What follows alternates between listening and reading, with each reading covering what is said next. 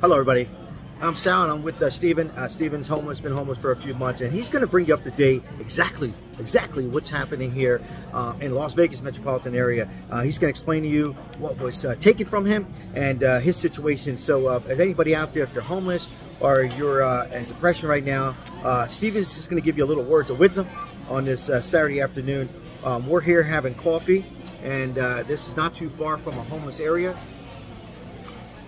All right, Steven, I'm going to ask you this, Steven, so tell us just a little bit here. You've been homeless how long, Steven, and what exactly happened to you to hit this situation, as most Americans are probably one paycheck away, two paychecks away from being homeless? Steven, what exactly happened where you're at now today, and maybe give the viewers a little bit of where you're heading at and how you're staying strong, Steven. Well, again, my name's Steven. Just wanted to thank everybody for their time. I've been homeless probably a little over 6 months now, and reasoning for being homeless, not drugs, not alcohol, is because my daughter had passed away down in Florida due to a car accident. Things happen, life happens. I fell into a deep depression. I just kind of gave up, and I didn't see any reason to keep moving forward. The longer that kept going on, the more that kept creeping into my mind is my daughter wouldn't want me to live like that.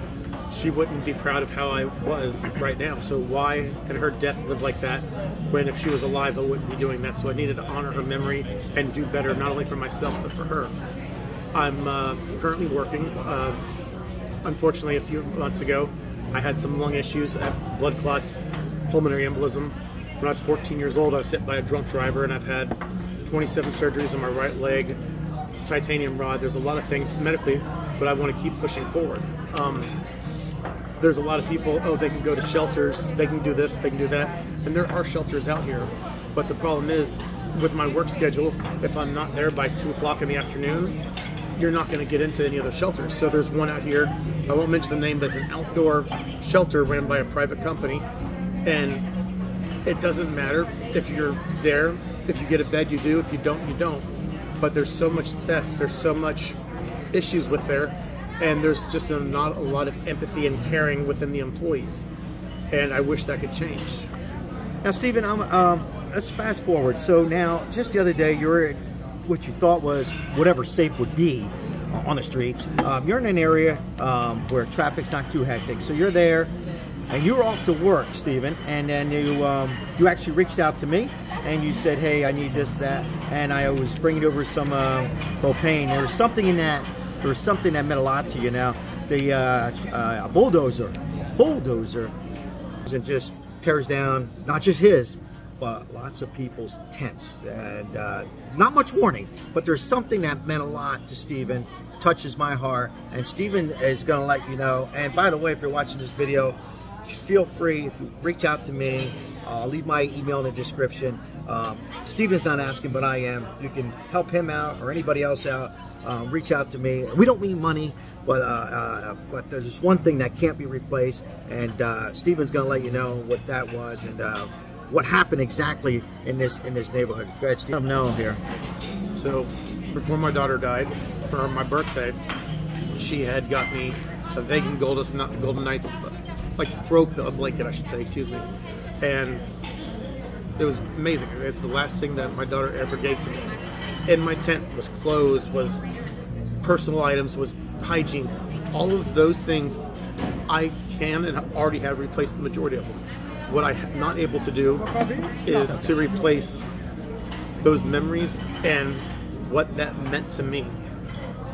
I understand I'm on the streets, I'm living on a tent, but I was told multiple times by police officers that where we're at, it's okay, because we're on one side of the road, not the other, in front of the businesses. What happened is apparently they came through with police, and they said everybody has 30 minutes to get all their stuff up or it's gone. I work on a bus ride almost 2 hours away each way. I wake up every morning at 5 a.m. I'm on the bus by 6:30. I go to work and I get back between 6 and 7 o'clock at night. So I didn't know. After a long day of work, I get up there and everything is gone.